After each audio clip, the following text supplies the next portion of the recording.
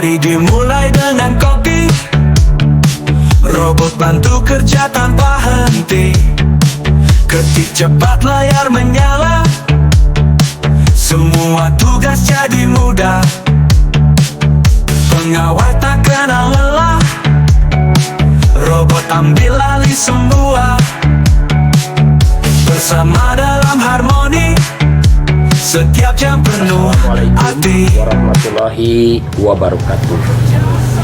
Bisa bersama Ismail Satrianto Anggap Baca.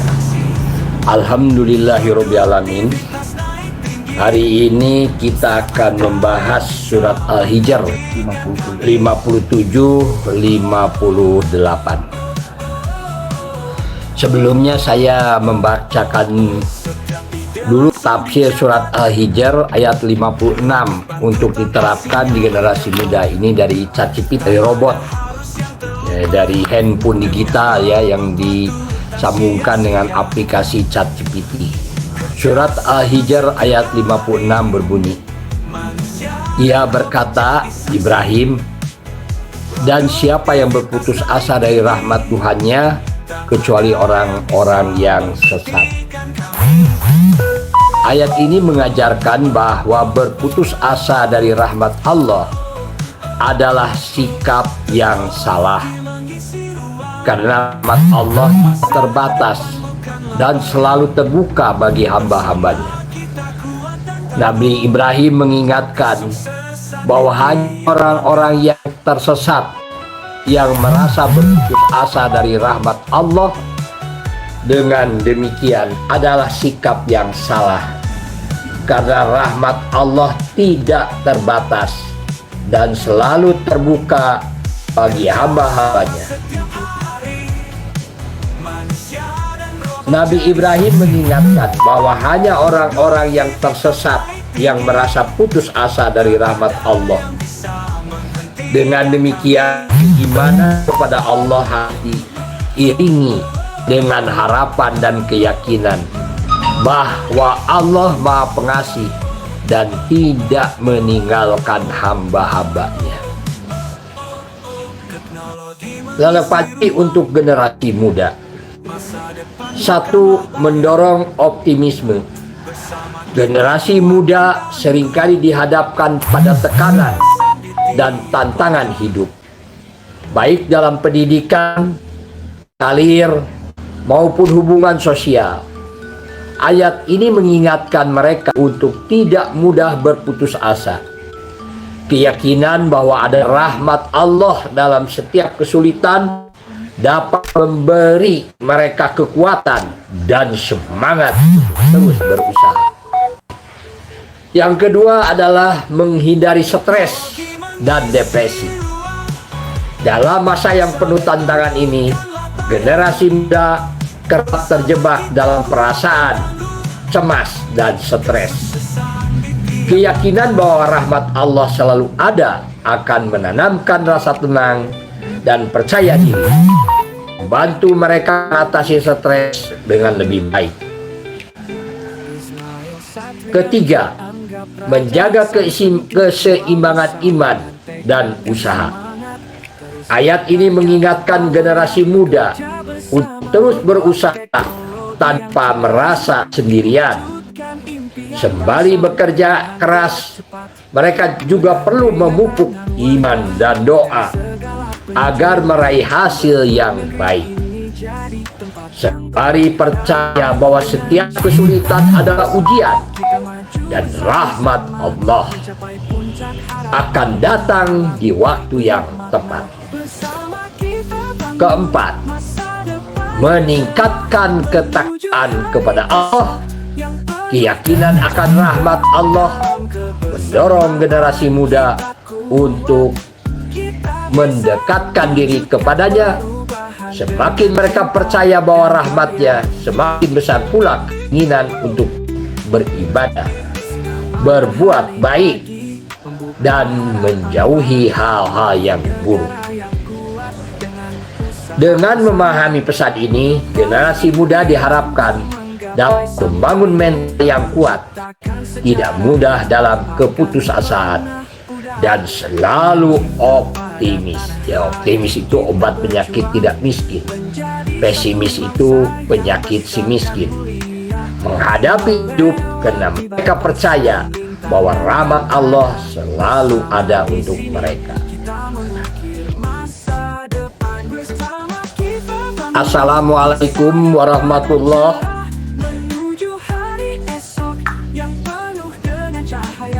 Waalaikumsalam warahmatullahi wabarakatuh. Saya ingin tafsir surat Al-Baqarah ayat 57 untuk generasi muda hari ini ke depan.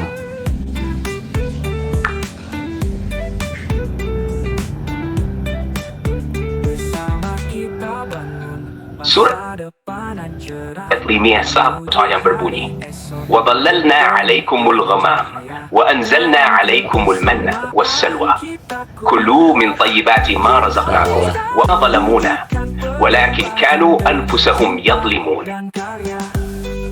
Dan kami naungi kamu dengan awan, dan kami turunkan kepadamu manna dan salwa. Makanlah dari rezeki yang baik-baik yang telah kami berikan kepadamu. Majoritetsnanya berusaha, kata Enrique di David Marcinderes. Relevansi untuk generasi muda hari ini. 1. Syukur atas nikmat Allah.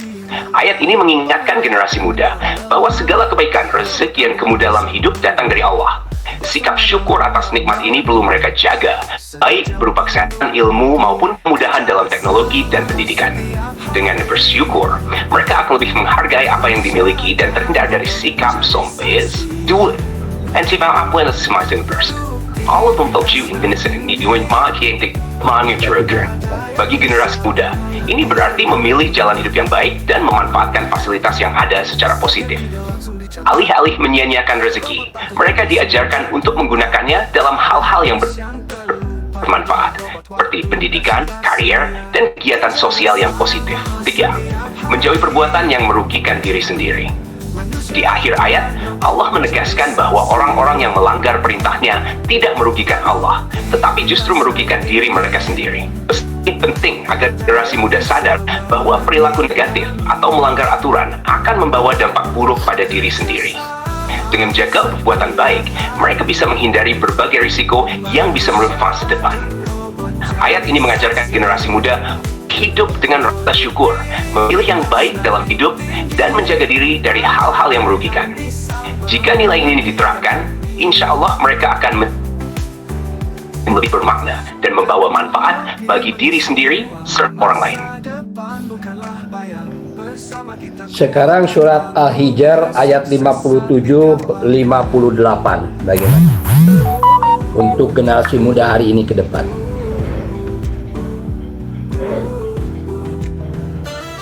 Surat Al-Baqarah ayat 57 bunyi.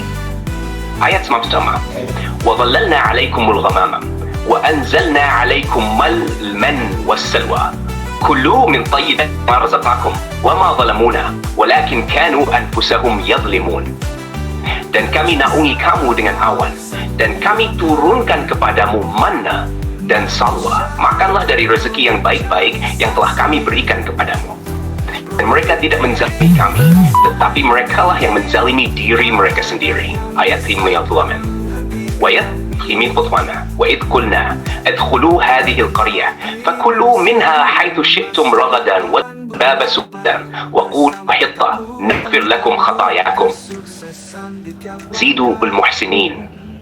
Dan ingatlah ketika kami berfirman, masuklah kalian ke negeri ini, lalu makanlah dengan nikmat berbagai makanan yang ada di sana sesuka kalian. Masukilah pintu gerbangnya sambil bersujud, dan katakanlah, bebaskanlah kami dari dosa. Niscaya kami ampuni kesalahan-kesalahan kalian, dan kami akan menambah pemberian kami kepada orang-orang yang berbuat baik. Pesan relevan generasi muda hari ini, menghargai nikmat dan rezeki Allah. Kedua ayat ini mengingatkan agar generasi muda mensyukuri nikmat yang diberikan Allah dan memanfaatkannya secara baik. Mereka dianjurkan untuk tidak menyia-nyiakan atau merusak pemberian Allah, tetap menghargainya sebagai bekal hidup dan alat untuk berbuat kebaikan. pentingnya taubat dan memohon ampunan. Dalam ayat 58, Allah mengajarkan agar setianes ikuti dengan taubat. Dengan dalam khifas, bebasudiyat nifas, generate selero minta aspir matuma, no wish tansun. Ini relationship-nya agar mereka daruh ke kesalahan. Tapi segera bertaubat dan memperbaiki diri. Di CBG, rumah baik. Mereka punya yukir, penentangan bals kebaikan bagi masyarakat semuanya. Generasi muda diingatkan bahwa amal baik akan membawa berkah lebih banyak, baik dalam bentuk kemudahan hidup, rezeki, atau ketenangan batin. Hal ini motivasi mereka untuk aktif berbuat baik, berbagi, dan berkontribusi positif di masyarakat. Ayat-ayat ini, jika dihayati, akan membentuk generasi muda yang penuh rasa syukur, taat, dan selalu berusaha untuk menjadi lebih baik dalam tindakan dan akhlak sehari-hari. Sekarang surat ke-15, ayat 57-58.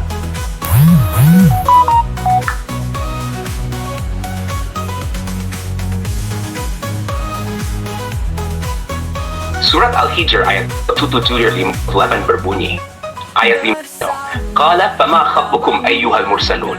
Ibrahim berkata, apakah urusanmu wahai para utusan? Ayat 58, Qalu inna ursilna ila qaumin mujrimin. Mereka, para malaikat berkata, sesungguhnya kami diutus kepada kaum yang berdosa. Pesan relevan untuk generasi muda hari ini. Rasa ingin tahu dan berkomunikasi dengan baik. Nabi Ibrahim menunjukkan sikap ingin tahu yang sehat dan bijaksana dengan bertanya kepada para malaikat tentang tujuan mereka. Generasi muda bisa belajar untuk berkomunikasi secara terbuka dan tidak ragu bertanya untuk memahami situasi, namun tetap dengan sopan dan hormat. 2. Peringatan perbuatan dosa. Para malaikat diutus kepada kaum yang berdosa sebagai peringatan bahwa setiap kejahatan atau dosa tidak akan dibiarkan tanpa konsekuensi. Ini menjadi pengingat bagi generasi muda agar menghindari tindakan negatif dan terus berusaha untuk berbuat baik serta taat kepada Allah. And the blood bank finest akibat. Ia bench dunia itu buat Allah mengawasi betul Indonesia. Generasi muda diingatkan agar bertanggung jawab atas setiap tindakan, menyadari bahwa ada konsekuensi untuk setiap dosa, dan pentingnya menjauhi hal-hal yang merugikan diri sendiri maupun orang lain. Ayat-ayat ini mengajarkan generasi muda untuk hidup dengan tanggung jawab, menghindari dosa, dan selalu menjaga komunikasi yang baik dalam kehidupan sosial mereka. Bagaimana kalau generasi muda sudah jarang bertanya? Apa akibatnya? Kalau generasi muda sudah jarang bertanya, ini bisa jadi tanda bahwa mereka mungkin merasa tidak percaya diri, takut dianggap tidak tahu, atau merasa kurang termotivasi untuk belajar lebih dalam. Kurangnya rasa ingin tahu bisa membuat mereka hanya menerima informasi secara pasif dan kurang kritis dalam memahami hal-hal di sekitar mereka. Padahal, bertanya adalah cara untuk memperluas wawasan, memperdalam pemahaman, dan mengasah keterampilan berpikir kritis.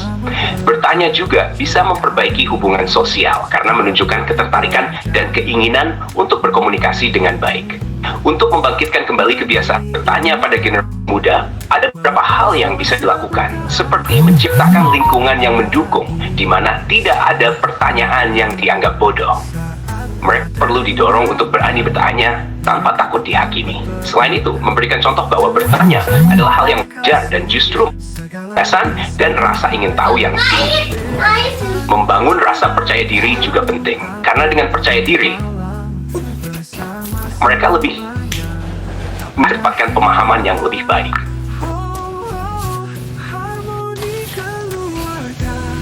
Jadi kebenaran itu akan didapat dari pertanyaan, kebenaran dan kemajuan itu.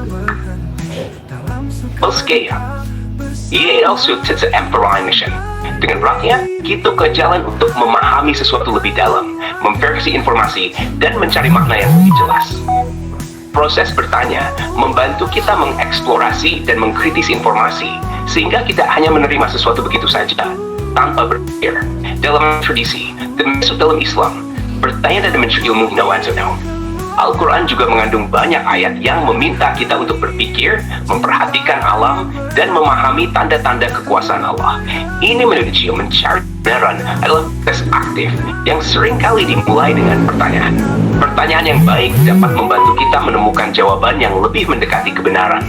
Terutama jika kita bersedia membuka diri pada diskusi, belajar dari pengalaman orang lain, dan menguji pemahaman kita sendiri. Bagi generasi muda, kebiasaan bertanya salah satu cara untuk terus belajar, tumbuh, dan menemukan kebenaran dalam hidup. Bagaimana caranya untuk membiasakan orang-orang itu supaya mau bertanya? Membiasakan orang untuk bertanya membutuhkan pendekatan yang mendukung dan lingkungan yang sering rasa minim. Both will love bisa diterapkan. Ciptakan yang aman dan nebus dari penulis. Orang sering ragu bertanya karena takut dianggap bodoh atau khawatir dihakimi. Kalau mereka merasa pertanyaannya dihargai, mereka akan lebih nyaman bertanya. Kedua, beri contoh individu kita untuk bertanya. Ketika seseorang yang dihormati seperti guru, pemimpin, atau bahkan bertanya untuk memahami lebih dalam, orang-orang akan melihat bahwa bertanya adalah hal positif dan normal. Ketiga, ajak untuk berdiskusi dan beri tantangan untuk berpikir lebih kritis. Ajukan coach yang merangsang pikiran, lalu dorong mereka untuk mempertanyakan jawaban beliau. Ini kemudian mereka penulis tempoh sebelum resultat. Kami juga mengevaluasi mencari kebenarannya. Coach, Ashes perlu main itu teman bahwa semua pertanyaan itu penting. David Arias. Ini akan memberikan rasa percaya diri bagi orang yang bertanya dan membuat mereka lebih termotivasi untuk bertanya lagi.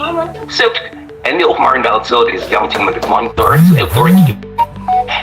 Orang memahami bahwa bertanya bukan tanda ketidaktahuan, tetapi cara untuk belajar dan berkembang, mereka akan begitu untuk bertanya. Kalau dengan konsisten, semua sabar yang mesti menciptakan budaya bertanya yang sehat dan membangun. Apa akibatnya kalau orang sudah jarang bertanya untuk masa depannya, untuk istri dan anaknya, untuk masyarakatnya? Bagaimana itu nasibnya? Jika orang jarang bertanya, ada beberapa akibat yang bisa berdampak serius, baik untuk masa depannya sendiri maupun untuk keluarganya, termasuk istri dan anak-anaknya. Pertama, kurangnya rasa ingin tahu bisa membuat seseorang lebih pasif dan menerima informasi adanya, tanpa menilai apakah informasi itu benar atau bermanfaat. Akibatnya, ia mungkin sulit berkembang dan tertinggal dalam pengetahuan atau keterampilan baru yang penting di dunia yang terus berubah ini. Dalam konteks pekerjaan, ini bisa mengurangi peluang untuk maju, karena kurang mencari pemahaman mendalam atau inovasi. Kedua, dalam hubungan keluarga, terutama dengan istri dan anak, jarangnya bertanya bisa membuat si menjadi dangkal. Jika seorang ayah atau suami jarang berdamping sepenuhnya memahami mereka, hal ini bisa membuat hubungan terasa jauh dan kurang harmonis. Kalau punya works, pati dan token. Ketiga, terus the turn right dictionaries. Kalau anak-anak melihat ayah ibunya tidak lagi kebiasaan bertanya atau mencari tahu, mereka mungkin tuh dengan sikap yang sama. Ini bisa menghambat perkembangan mereka, baik dalam hal berpikir kritis maupun keinginan untuk belajar. Mereka bisa di pribadi yang terbiasa mengeksplorasi hal itu atau berani mencari kebenaran. Keempat, jarangnya bertanya juga bisa membuat seseorang kurang peka terhadap perubahan di sekitar. Webnya, perubahan lingkungan sosial, tren baru, atau hal-hal terkait teknologi. Kurangnya perhatian ini bisa mengakibatkan masalah kecil menjadi besar, karena tidak ada upaya untuk mencari tahu lebih awal. Secara keseluruhan, bertanya bukan hanya tentang mencari jawaban, tapi juga cara untuk membangun koneksi, memperdalam pemahaman, dan jaga keseimbangan dalam hidup. Tanpa kebiasaan ini, seseorang merasa terasing dari perubahan yang terjadi dan kehilangan kesempatan untuk memperbaiki diri dan keluarganya. Kalau orang mau membaca buku tanpa pertanyaan terlebih dahulu, akan terkuasai tidak bukunya?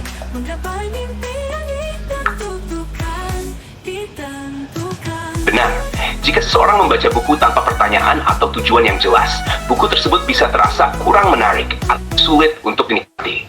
Tanpa pertanyaan, kita cenderung membaca secara pasif. hanya mengikuti kata-kata tanpa benar-benar memahami atau menghubungkannya dengan pengalaman kita sendiri. Akibatnya, buku yang sebenarnya penuh informasi atau kisah yang menarik bisa terasa datar atau membosankan. Ketika kita punya rasa ingin tahu atau tujuan tertentu, ingin tahu lebih dalam tentang topik tertentu atau memahami bagaimana karakter dalam cerita berkembang, kita membaca dengan terfokus dan terlibat. Buku itu menjadi lebih hidup karena kita aktif mencari jawaban atau mencocokkan informasi dengan pertanyaan yang ada dalam pikiran kita. Selain itu, PTT kritis is simming.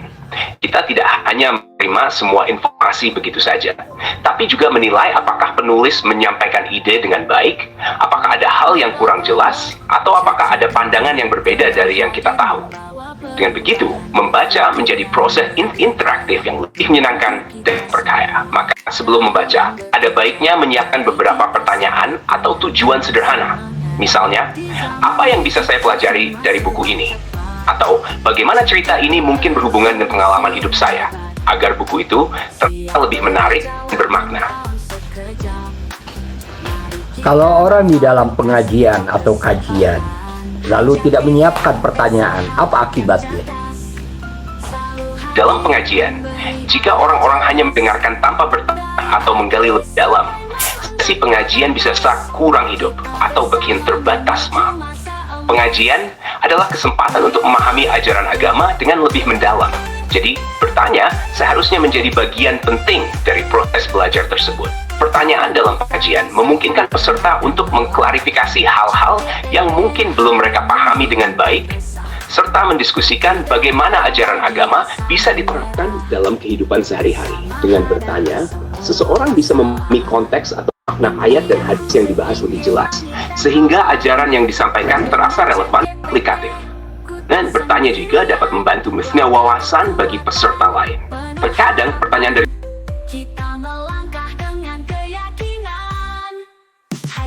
memang luar biasa. Saya bacakan lagi saja ya, ini apa jawaban dari ChatGPT ini. Dalam pengajian, jika orang-orang hanya mendengarkan tanpa bertanya atau menggali lebih dalam seksi pengajian, bisa terasa kurang hidup atau bahkan terbatas. Pemahamannya, kajiannya adalah kesempatan untuk memahami ajaran agama dengan lebih mendalam. Jadi bertanya seharusnya menjadi bagian penting dari proses belajar tersebut. Pertanyaan dalam pengajian memungkinkan peserta untuk mengklarifikasi hal-hal yang mungkin belum mereka pahami dengan baik, serta mendiskusikan bagaimana ajaran agama bisa diterapkan dalam kehidupan sehari-hari.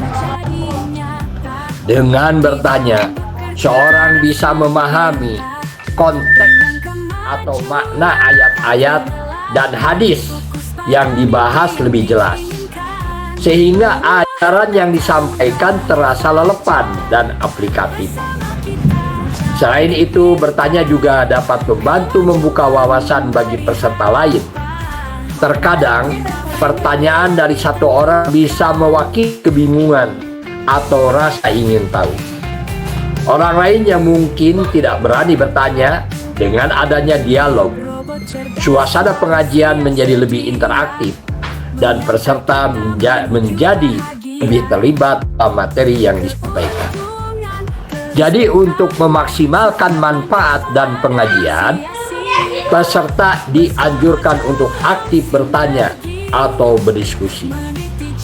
Ini hanya dalam pemahaman pribadi, tetapi juga memperkaya pengalaman belajar bersama, sehingga pengajian menjadi lebih hidup dan bermakna bagi semua yang hadir.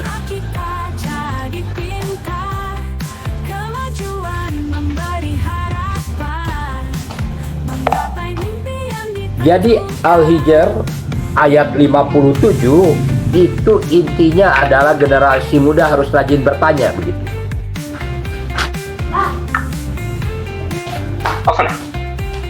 surat Al-Hijr ayat 57, di mana Nabi Ibrahim bertanya kepada para malaikat, menunjukkan pentingnya sikap bertanya sebagai bagian dari proses cari pemahaman dan kebenaran. Meskipun konteks ayat ini berbicara tentang Nabi Ibrahim yang ingin tahu lebih jauh tentang tujuan kedatangan para malaikat, esensinya tetap relevan untuk generasi muda saat ini. Bertanya membantu untuk menggali lebih dalam, memperluas pengetahuan, dan mendapatkan pemahaman lebih baik tentang berbagai hal. Si muda yang sedang mencari arah hidup, ilmu, dan solusi terhadap tantangan, bertanya adalah cara yang sangat penting untuk mendapatkan wawasan yang benar, menghindari kesalahan, dan berkembang dengan lebih baik. Jadi, ayat ini bisa menjadi pengingat bahwa generasi muda harus kembali membiasakan diri bertanya, tidak hanya dalam hal agama, tetapi juga dalam kehidupan sehari-hari. Dengar Sukni, merupakan akan belum memahami dunia di sekarang, dan pun tahu itu jelas. Sekarang saya ingin surat Al-Hijr ayat 58. Bagaimana menurut Anda?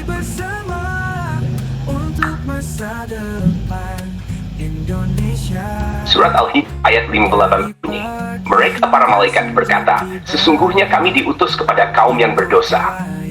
Ayat ini melanjutkan percakapan antara Nabi Ibrahim dan para malaikat, di mana para malaikat menjelaskan bahwa mereka diutus untuk menghadap kaum yang melakukan dosa besar dan telah melampaui batas. Dalam konteks ini, mereka bukan hanya membawa kabar, tetapi juga membawa peringatan dan hukuman bagi kaum yang sudah tidak bisa lagi diberi kesempatan untuk berubah.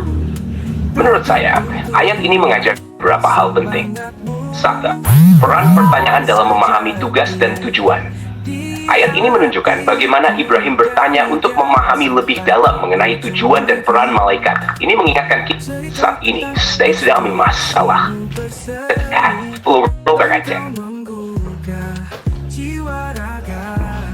Mengajar dengan hati terbuka. Oh Ismail pahlawan. Saya bacakan saja ya.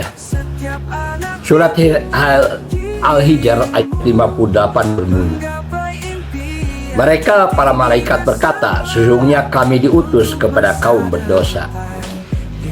Ayat ini melanjutkan percakapan antara Nabi Ibrahim dan para malaikat, di mana para malaikat menjelaskan bahwa mereka diutus untuk menghadapi kaum yang melakukan dosa besar dan telah melampaui batas. Dalam konteks ini, mereka bukan hanya membawa kabar, tetapi juga membawa peringatan dan hukuman bagi kaum yang sudah tidak bisa lagi beri kesempatan untuk berubah. Menurut saya, ayat ini mengajarkan beberapa hal penting. 1. Peranan pertanyaan dalam memahami tugas dan tujuan. Ayat ini menunjukkan bagaimana Ibrahim bertanya untuk memahami lebih mendalam mengenai tujuan dan peran malaikat. Ini mengingatkan kita, khususnya generasi muda, bahwa bertanya membantu kita memahami bukan hanya informasi, tetapi juga tujuan dan alasan di balik setiap kejadian dan atau keputusan. Dalam kehidupan ini sering dihadapkan pada situasi di mana kita perlu bertanya untuk memahami mengapa sesuatu terjadi. Kedua adalah peringatan akan dosa dan tanggung jawab. Malaikat mengingatkan bahwa mereka diutus untuk menghadapi kaum yang sudah melampaui batas dosa. Ini bisa menjadi peringatan bagi kita semua untuk tidak mengabaikan peringatan atau kesempatan untuk memperbaiki diri. Bagi generasi muda, ini penting agar mereka tidak terjerumus dalam perbuatan yang dapat merugikan diri mereka sendiri maupun orang lain. Ketiga, mengingatkan tentang keadilan dan kesempatan. Meskipun pada ayat ini para malaikat diutus untuk memberikan hukuman, ini juga mengingatkan bahwa Allah selalu memberikan kesempatan untuk berbuat. Jika kita melihat kesalahan atau dosa dalam diri kita, ada baiknya untuk segera bertanya pada diri sendiri dan mencari jalan menuju perbaikan seperti taubat atau perubahan pola pikir yang lebih baik.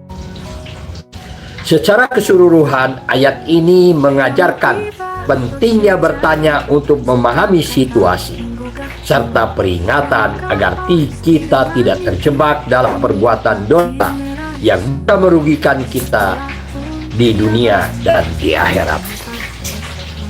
Jadi ini dari surat Al-Hijr ayat 58 ini, 57 dan 58 ini. Ada sesuatu yang harus kita pahami oleh generasi muda. Yang pertama adalah peran pertanyaan dalam memahami tugas dan tujuan. Mari kita bertanya kepada diri kita, sebenarnya apakah kalian sudah melaksanakan tugas?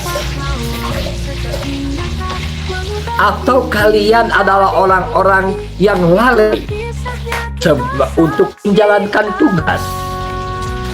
Baik tugas untuk diri sendiri dalam kehidupan di dunia ini, atau tugas di perusahaan. Kalau kalian masuk tugas untuk diri sendiri, adalah tugas kalian di dunia ini untuk apa sebetulnya sebelum kalian mati? Kalau ini oleh kalian tidak dipertanyakan, sudah sejauh mana kalian sudah melaksanakan tugas atau kita sudah melaksanakan tugas sebagai manusia? Pak Ismail punya tugas dalam kehidupan. Sesuai dengan tugas Pak Ismail yang sudah mulai menua, karena usianya 64 tahun. Tugas yang sebenarnya dari Ismail ini? Tugas Ismail adalah memberitakan, menyampaikan kepada seluruh generasi muda, supaya orang-orang yang di mana generasi muda itu bisa menjalankan tugasnya di dunia ini lebih baik, tidak lalai pada waktu mudanya. Karena Pak Ismail sudah 64 tahun tidak bisa kembali pada waktu saya lagi muda. Tetapi saya punya pengalaman, punya hitungan. Apakah saya ini sudah menjalankan tugas di dunia ini dengan baik dan benar? Dari hasil pengalaman yang saya alami ini, tentu harus ditransfer kepada generasi muda, supaya generasi muda Muslim, generasi muda Indonesia ini bisa lebih baik menjalani kehidupannya, ya, tidak seperti yang dialami oleh saya. Jadi tugas saya semakin menguatkan. Tak kala saya ini membaca surat ini dikaji oleh ChatGPT, maka saya sendiri mempertanyakan diri saya, sudah sejauh mana saya menjalankan tugas sebagai orang tua kepada anaknya, tugas saya kepada generasi muda. Karena ini adalah sebuah pertanyaan, maka saya mendapat jawaban. Jawabannya adalah di mana saya harus berani mengoreksi diri meskipun sudah tua, untuk memperbaiki peranan saya kepada anak saya, untuk memperbaiki peranan saya kepada generasi muda yang tinggal di rumah saya, yang hari ini mereka datang dari jauh. Ada yang dari Pangandaran, ada yang dari Purwokerto, ada yang dari Bandung, ya, ada yang dari Pamengpeuk, ada yang Cikajang, ada yang dari Mekar Mukti begitu, dari Cisewu, dari Talegong. Mereka datang ke rumahnya Pak Ismail. Untuk apa mereka datang? Mereka datang adalah untuk menjalankan tugas sebagai generasi muda. Tugasnya sebagai generasi muda adalah untuk belajar, untuk berlatih, sehingga suatu saat dia itu bekerja bisa lebih baik daripada gurunya, bisa lebih baik dari kedua orang tuanya. Itulah tugas yang harus kalian kerjakan datang ke sini. Jadi kalau kalian datang ke rumah Pak Ismail, lalu kalian banyak bermain game gitu, karena di sini disediakan wifi, lalu kalian euforia ya menggunakan game karuan, artinya kalian melalaikan tugas. Maka dengan dua ayat ini, ayat Al-Hijr ayat berapa tadi? 57, 58, lalu ditafsirkan oleh surat Al-Hijr.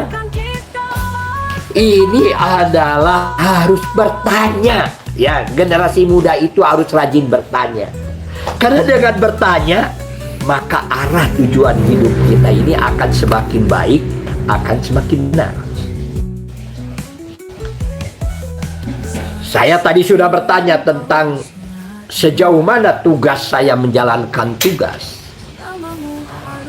Ya, lalu saya menjawab sendiri bahwa tugas saya adalah bagaimana generasi muda yang tinggal di rumahnya Pak Ismail ini, pemuda dan pemudi yang begitu banyaknya tinggal di rumah Pak Ismail itu, harus dihantarkan kepada masa depan yang lebih baik. Dan tugas saya setiap hari itu mengadakan pengkajian Al-Quran, ya, menggali Al-Quran dengan sebaik mungkin, sehingga pengkajian Al-Quran setiap hari ini memberi bekal hidup untuk diri kita. Dan bagaimana dengan orang tua yang lain? Tak kala subuh hari, tak kala satu hari dia hidup, pernahkah dia menjalankan tugasnya sebagai orang tua untuk menjalankan tugas yang sebenar-benarnya? Pernahkah sekarang sebagai generasi muda, bukan yang hanya tinggal di rumah Pak Ismail saja, tetapi juga yang tinggal di luar rumah Pak Ismail di seluruh Indonesia, sudah menjalankan tugasnya masing-masing? Inilah sesuatu pertanyaan yang harus dijawab oleh generasi muda. Begitu kalian tidak suka bertanya, kalau mau tidur kalian tidak suka bertanya sejauh mana saya menjalankan tugas, maka kalian akan lalai akan tugas kalian, dan masa depan kalian sudah dipastikan tidak akan baik-baik saja. Jadi yang pertama adalah pertanyaan dalam memahami tugas. Yang kedua adalah pertanyaan mengenai tujuan. Tujuan kalian datang ke rumah Pak Ismail ini untuk apa? Kebanyakan yang mereka datang ke rumah Pak Ismail memang orang-orang yang kurang mampu, karena memang saya menerima orang yang tinggal di rumah itu mengkhususkan untuk orang-orang yang kurang mampu.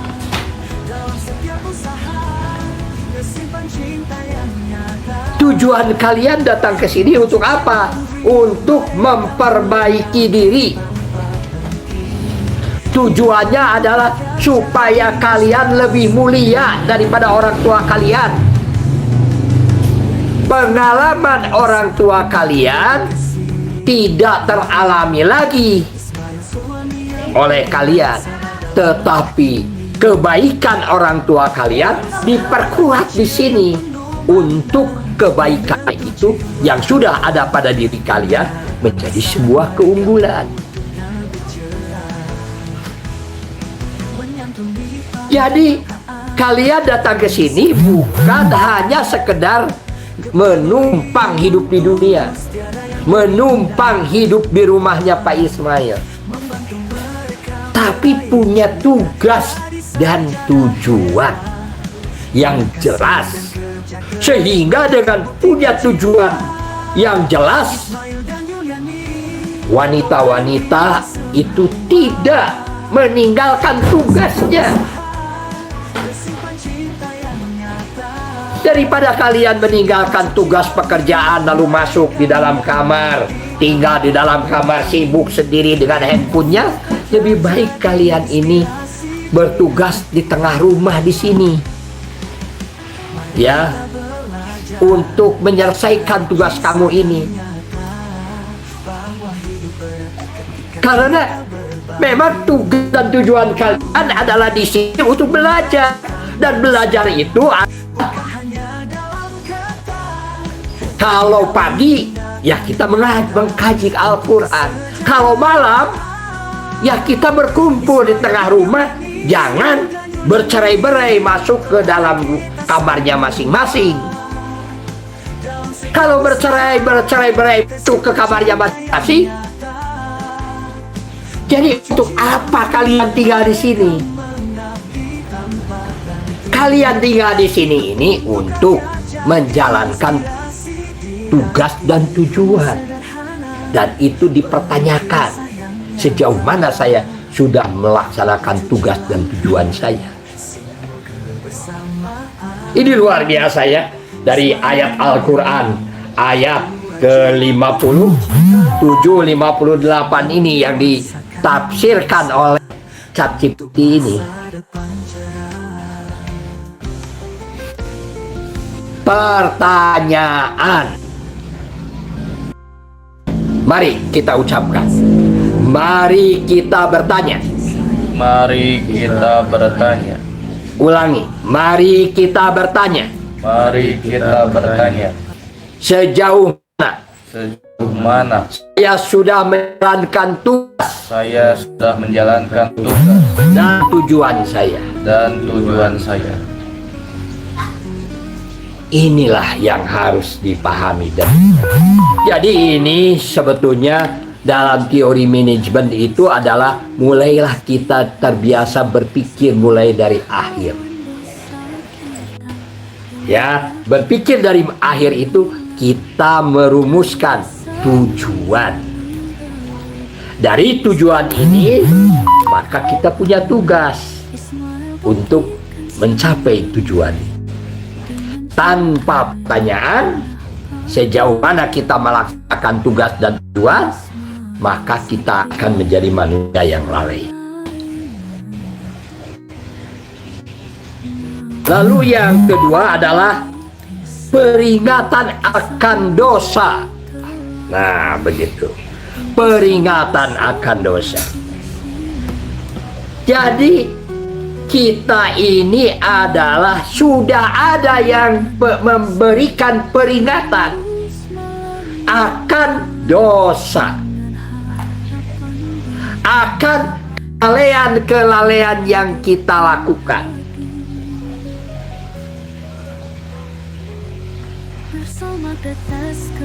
Jadi pertama kita bertanya mengenai tugas dan tujuan. Letaklah kita tidak menjalankan tugas dan tujuan sebagaimana mestinya, maka kita melaksanakan dosa atau melakukan dosa, melakukan kelalaian untuk mencapai tugas dan tujuan hidup kita sekarang. Jadi di kata ChatGPT begitu robot ini dalam menafsirkan ayat 57 58 ini, kita harus yang kedua itu adalah memahami dosa, memahami kelalaian untuk mencapai di mana kita tidak melaksanakan tugas dan tujuan, bahwa itu akan ada akibatnya.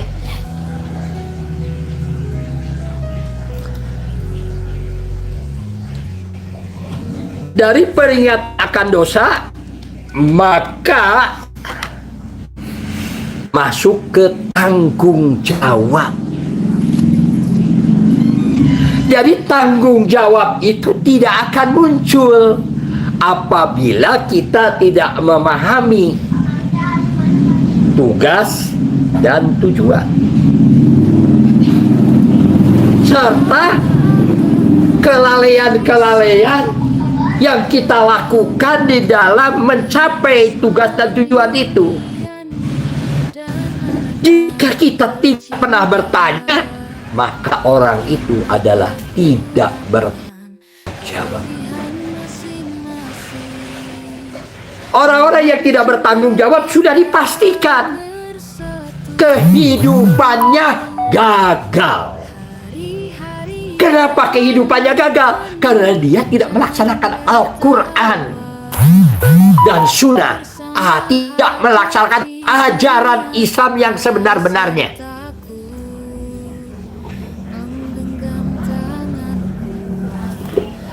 Jadi ajaran Islam yang sebenar-benarnya yang ditafsirkan oleh GPT ini di dalam ayat 56, 57, 57, 58, 56, 57, 57, 58, di mana kalau kita mengaku Muslim,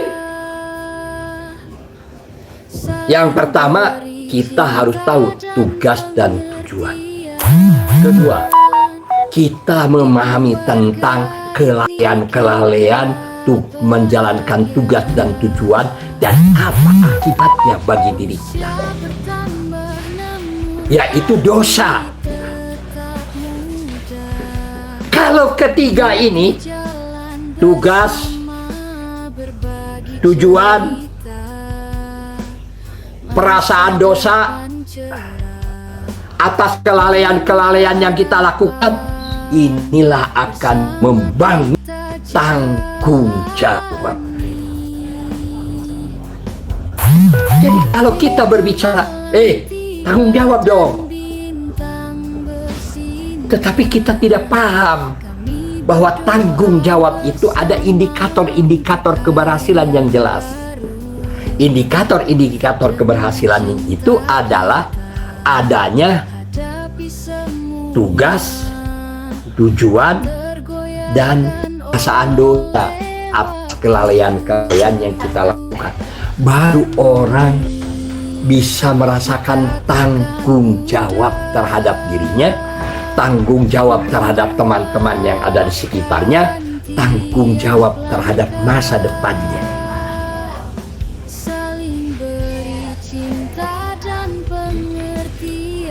Jadi ini menarik ya. Lalu yang ketiga adalah mengingatkan tentang keadilan. Jadi ayat ini adalah dari 5758 itu, setelah itu mengingatkan keadilan.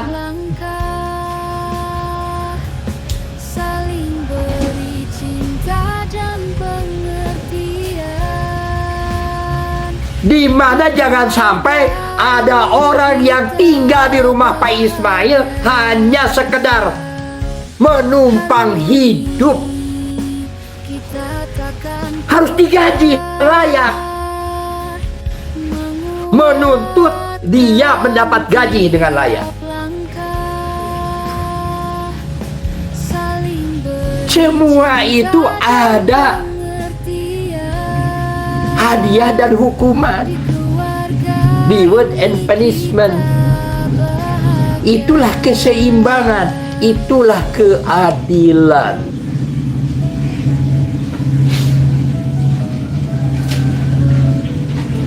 Keadilan ini adalah kebenaran.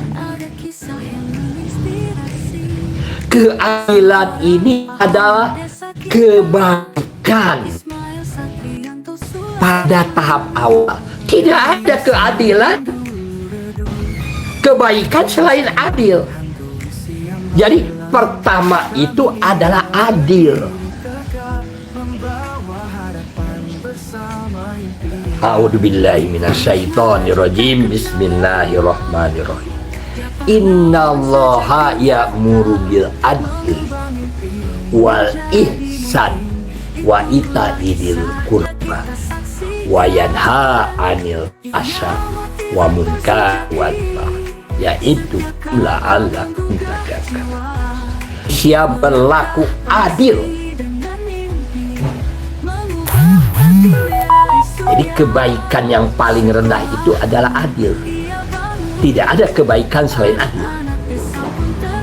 Adil itu adalah menyimpan barang pada tempatnya, memperlakukan barang pada yang seharusnya, berhubungan dengan orang dengan sewajarnya, membeli barang harganya 50 maka diberi 50. Itu adalah adil. Tidak ada kebaikan. Yang pertama itu adil, itu adalah kebaikan yang paling rendah. Lebih tinggi dari adil namanya ihsan. Ihsan itu kebaikan yang taraf nomor 2, yaitu dia memberikan kebaikan pada orang lain, kelebihan meskipun sedikit, tanpa meminta imbalan lebih dari orang itu. Jadi kalau kita ini memberikan barang, mengantarkan barang ke konsumen, maka konsumen menerima barang, lalu konsumen membayar, maka kita bisa berbuat ihsan, yaitu mendoakan pelanggan kita supaya hidup lebih baik. Terima kasih Pak, semoga hidup Bapak tambah baik, tambah sejahtera. Semoga cucian ini bisa digunakan oleh Bapak lebih. Lalu dia memberikan senyum sehingga menyenangkan orang. Itu namanya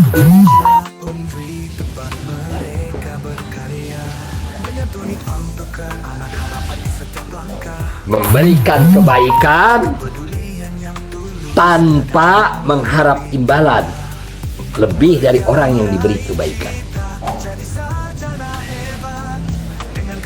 Lalu berkorban untuk kaum kerabat yang paling dekat. Itu adalah berkorban itu yang tinggi. Maka itu menikah, kenapa nilainya pahalanya besar menjadi 77? Karena menikah itu seorang suami korban untuk istrinya, berkorban untuk anak-anaknya. Itulah kebaikan yang paling tinggi, sehingga orang yang menikah dilipat gandakan pahalanya menjadi 77.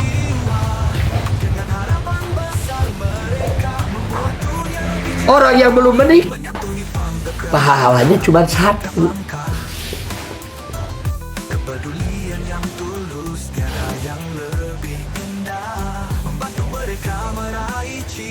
Sudah 1 lagi tidak berbuat baik, tidak bisa memberikan lebih pada orang, bahkan mengesal.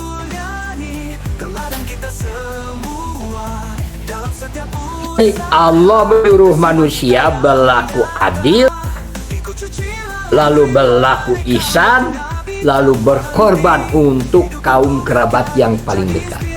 Dan Allah melarang berbuat fahsya.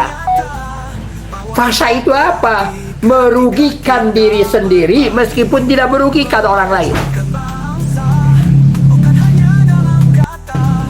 Wanita masuk ke kamar berleha-leha, ngedul, malas. Memang tidak merugikan orang lain. Masuk ke kamar lalu malas, dia tidak berbuat apa-apa. Tetapi itu dosa karena melalaikan tugas dan kewajiban. Jadi fahsya itu adalah merugikan diri, tidak merugikan orang lain. Merokok, apa salahnya saya merokok? Merokok itu adalah perbuatan fahsya, merugikan diri sendiri meskipun tidak merugikan orang lain. Itu dosa karena dia berbuat sesuatu perbuatan yang tidak ada manfaatnya dan tidak ada gunanya untuk dirinya sendiri. Jadi fahsya itu merugikan diri sendiri tetapi tidak merugikan orang lain. Tetapi tidak merugikan orang lain. Itu namanya fahsya. Merokok itu tidak merugikan orang lain, tapi jelas merugikan diri sendiri, merugikan keuangan diri sendiri. Dia bisa menjadi kecanduan. Itu kecanduan itu sudah merugikan diri sendiri. Gambar besar di mana? Bayang lagi pesen gambar besar di mana? Ini mungkin Ibrahim tapi kalau ada banyak ya. Enggak tahu. Enggak tahu. Jadi sudah merugikan diri sendiri.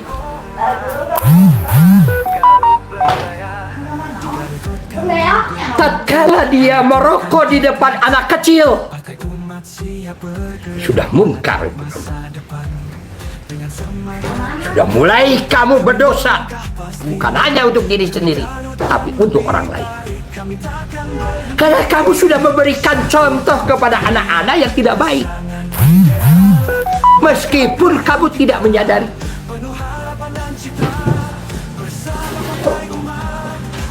Jadi yang sudah kecanduan merokok, jangan sekali-kali kamu memperlihatkan bahwa kamu merokok di depan orang lain.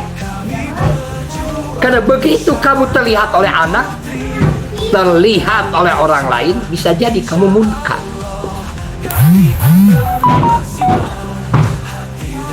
Jadi perbuatan munkar itu adalah di mana kita melakukan dosa,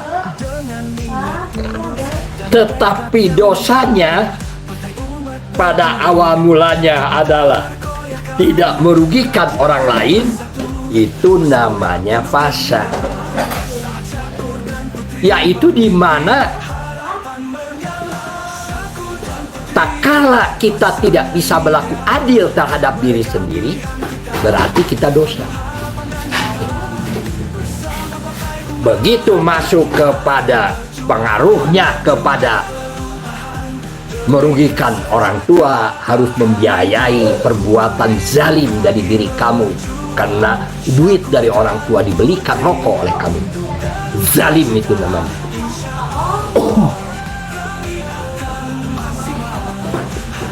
Uang dari orang tua itu bukannya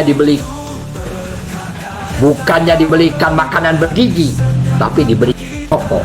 Itu sudah munkar karena sudah mulai merugikan orang lain. Sesuatu perbuatan dosa yang tadinya tidak merugikan orang lain itu fahsya. Tahap awal dari dosa lebih tinggi daripada tahap yang kedua adalah munkar.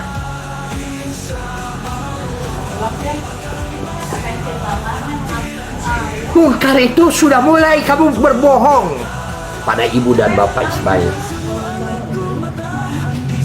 Ya pulang, banyak kuliah, main-main dulu ke sana kemari.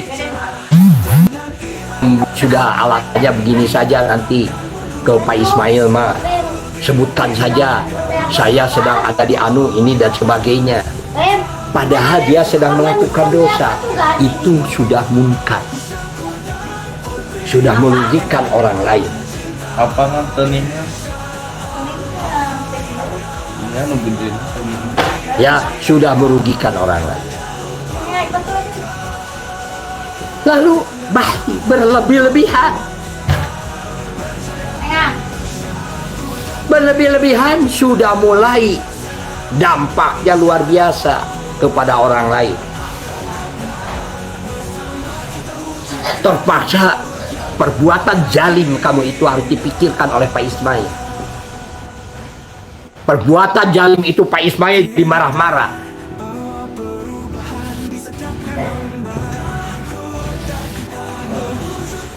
Itu orang yang kalau Pak Ismail menegur kamu itu sudah marah-marah itu sudah berlebihan.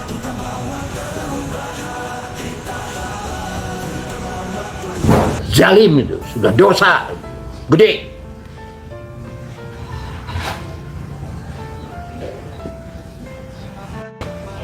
Nah, jangan sampai itu. Jadi ada 3 tingkatan kebaikan dan ada tingkatan keburukan. Tingkatan kebaikan yang pertama adalah adil, 2 ihsan, yang ketiga adalah berkorban. Dan ada tingkatan keburukan, yaitu yang pertama merugikan diri sendiri, sudah begitu mulai merugikan orang lain, dan yang ketiga sudah berlebih-lebihan.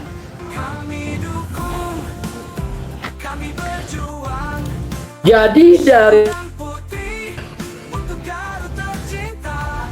Hijr ayat 57-58 ini, yaitu satu adalah peran pertanyaan dalam memahami tugas dan tujuan. 2 adalah mengenai peringatan akan kelalaian kita atau dosa, dan melahirkan tanggung jawab. Lalu yang ketiga adalah mengingatkan tentang keadilan.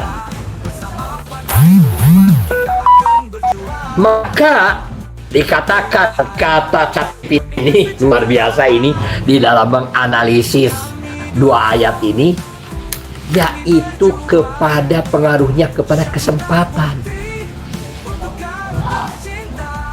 Kesempatan kamu pada hari ini yang diarahkan kepada masa depan, kepada peluang. Apakah kesempatan kamu bisa lebih baik, bisa lebih sukses, bisa lebih maju, atau kesempatan kamu tertutup, tidak lebih baik, tidak lebih baik. Peluang kamu itu ke depan itu sudah habis, sudah hilang.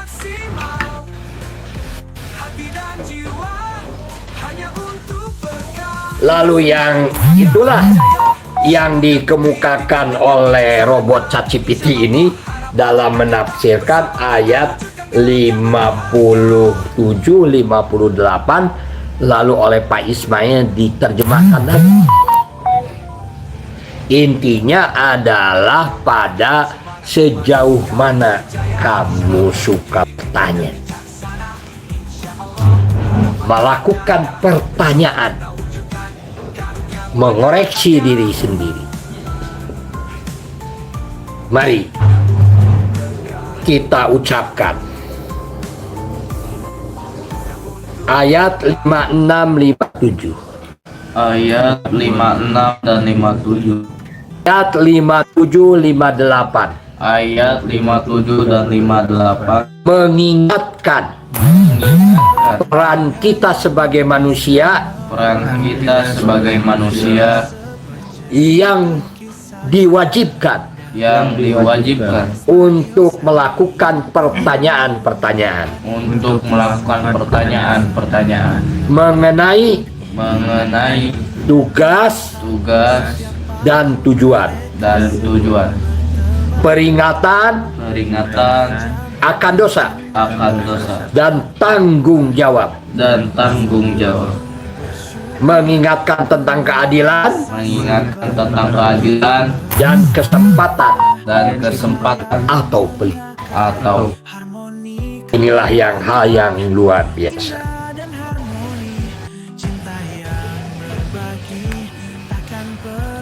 Mari kita tanyakan lagi.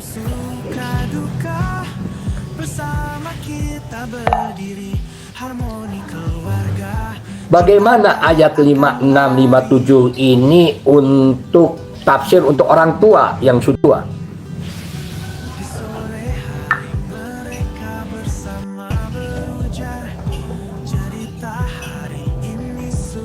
Surat Al-Hijr ayat 56, 57 berbunyi. Ayat 57. Qala fama khabukum ayyuhal mursalun. Ibrahim berkata, apakah urusanmu wahai para utusan? Ayat 62. Qalu inna ursilna ila qaum mujrimin. Mereka berkata, sesungguhnya kami diutus kaum yang berdosa. Tafsir untuk orang tua. Ayat-ayat ini, meskipun berbicara tentang Nabi Ibrahim yang bertanya kepada para malaikat, bisa memberikan pesan yang relevan untuk orang tua, terutama dalam konteks menjaga keseimbangan antara memberikan arahan dan memahami kondisi anak-anak atau keluarga mereka. 1. Kesediaan untuk bertanya dan mencari pemahaman. Ibrahim, meskipun seorang nabi, tidak raya dan mencari pemahaman lebih dalam tentang apa yang terjadi. Wah, ini ya tidak ini kita di ini aja. Surat Al-Hijr ayat 56, 57, 58 ya. Ibrahim berkata, apakah urusanmu wahai para utusan? Mereka para malaikat berkata, sesungguhnya kami diutus untuk kepada kaum yang berdosa.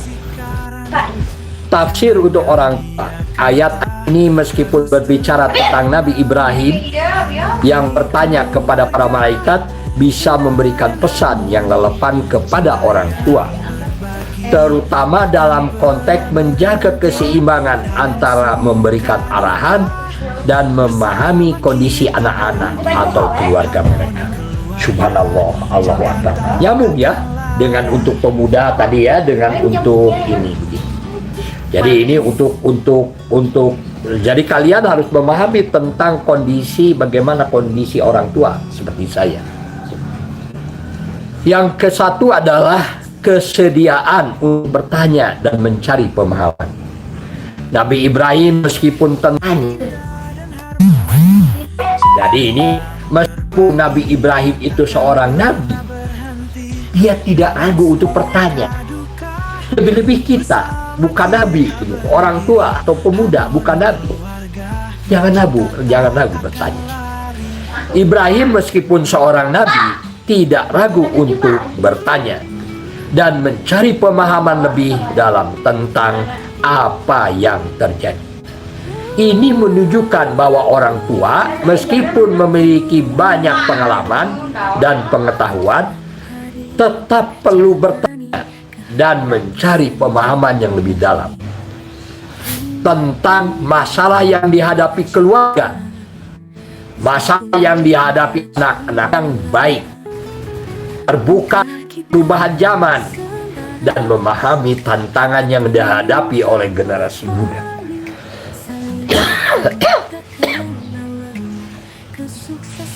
Pentingnya menjaga keadilan dan mengingatkan tentang dosa. Malaikat mengungkapkan bahwa mereka diutus untuk menghadapi kaum yang sudah melampaui batas dosa. Bagi orang tua, ini bisa menjadi peringatan penting untuk mengingatkan anak-anak mereka tentang nilai-nilai moral dan agama yang harus dijaga. Orang tua memiliki tanggung jawab untuk membimbing anak-anak agar mereka tidak terjumus dalam perbuatan buruk dan untuk menanamkan kesadaran akan pentingnya bertanggung jawab atas tindakan mereka. Yang ketiga, membangun lingkungan yang mendukung untuk perubahan dengan tugas memberikan hukuman. Kita juga tahu bahwa Allah selalu memberi kesempatan untuk bertobat dan memperbaiki diri. Bagi orang tua, ini berarti mereka harus menciptakan lingkungan yang mendukung perubahan positif. Ketika anak-anak atau anggota keluarga melakukan kesalahan, orang tua seharusnya memberikan kesempatan untuk perbaikan. Ini sudah luar biasanya. Jadi saya bacakan ya. Ini tugas dari surat Al-Hijr ayat 57-58. Tafsir untuk orang tua. Ayat-ayat ini meskipun berbicara tentang Nabi Ibrahim yang bertanya kepada malaikat, bisa memberikan pesan yang relevan untuk orang tua, terutama dalam konteks menjaga keseimbangan antara memberikan arahan dan memahami kondisi anak-anak atau keluarga mereka. 1. Kesediaan untuk bertanya dan mencari pemahaman. Nabi Ibrahim meskipun seorang nabi tidak ragu untuk bertanya dan mencari pemahaman lebih dalam tentang apa yang terjadi. Ini menunjukkan bahwa orang tua meskipun memiliki banyak pengalaman dan pengetahuan tetap perlu bertanya dan mencari pemahaman yang lebih dalam tentang masalah yang dihadapi keluarga atau anak-anak mereka. Mereka perlu menjadi pendengar yang baik, terbuka terhadap perubahan zaman, dan memahami tantangan yang dihadapi oleh generasi muda. Kedua, pentingnya menjaga keadilan dan mengingatkan tentang dosa. Malaikat mengungkapkan bahwa mereka diutus untuk menghadapi kaum yang sudah melampaui batas dosa. Bagi orang tua, ini bisa menjadi peringatan penting untuk mengingatkan anak-anak mereka tentang nilai-nilai moral dan agama yang harus dijaga. Orang tua memiliki tanggung jawab untuk membimbing anak-anak agar mereka tidak terjerumus dalam perbuatan buruk dan untuk menanamkan kesadaran akan pentingnya bertanggung jawab atas tindakan mereka. Ketiga, membangun lingkungan yang mendukung untuk perubahan. Meskipun malaikat datang dengan tugas memberikan hukuman, kita juga tahu bahwa Allah selalu memberikan kesempatan untuk bertobat dan memperbaiki diri. Bagi orang tua, ini berarti mereka harus menciptakan lingkungan yang mendukung perubahan positif. Ketika anak-anak atau anggota keluarga melakukan kesalahan, orang tua seharusnya memberikan kesempatan untuk perbaikan, bukan hanya menghukum, tetapi juga memberikan petunjuk untuk kembali ke jalan yang benar. Secara keseluruhan, ayat-ayat ini mengajarkan orang tua untuk tetap aktif bertanya dan memahami situasi keluarga mereka, menjaga keseimbangan antara memberikan nasihat dengan kasih sayang, dan selalu memberikan kesempatan bagi anak-anak untuk berubah dan berkembang menjadi pribadi yang lebih baik. Subhanallah, Allahu Akbar. Ini luar biasa ya. ChatGPT ini terus berkembang menjadi lebih baik. Mudah-mudahan Allah memberikan kebaikan kepada kita bersama. Wassalamualaikum warahmatullahi wabarakatuh. Waalaikumsalam warahmatullahi wabarakatuh. Semoga Anda bisa lebih bermanfaat bagi banyak orang dan memberikan petunjuk yang benar. Amin. Kasih syukur. Semua Indonesia biasa terus bermanfaat dan dukungan kepada sesama. Jujur serius aku asal biasa. Jangan ragu bertanya.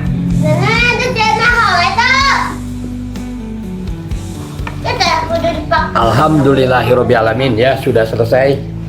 Sekian, wassalamualaikum warahmatullahi wabarakatuh. Waalaikumsalam warahmatullahi wabarakatuh.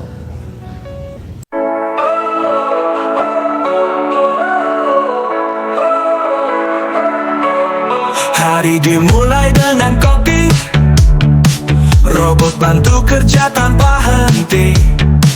Ketik cepat layar menyala. Semua tugas jadi mudah. Pengawal tak kenal lelah.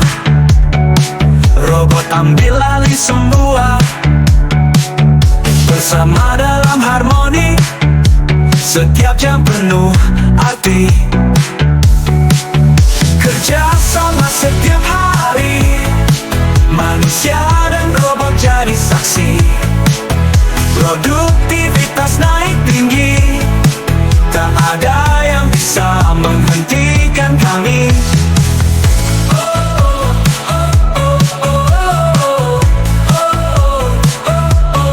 Setiap ide langsung dicatat.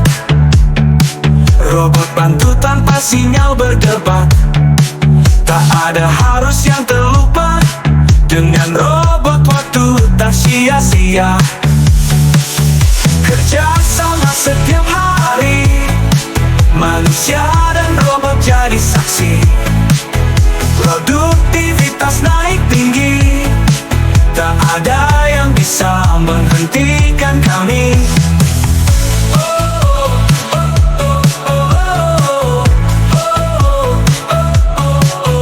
Teknologi mengisi ruang. Masa depan bukanlah bayang. Bersama kita kuat dan tangguh. Kesuksesan di tiap langkah.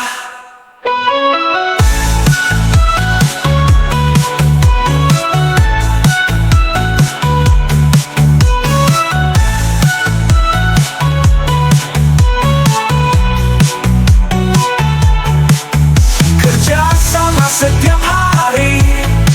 Manusia dan robot jadi saksi. Produktivitas naik tinggi. Tak ada yang bisa menghentikan kami.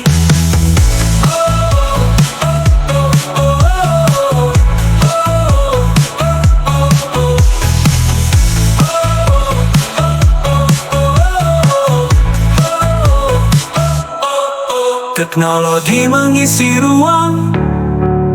Masa depan bukanlah bayang. Bersama kita kuat dan tangguh. Kesuksesan di tiap langkah.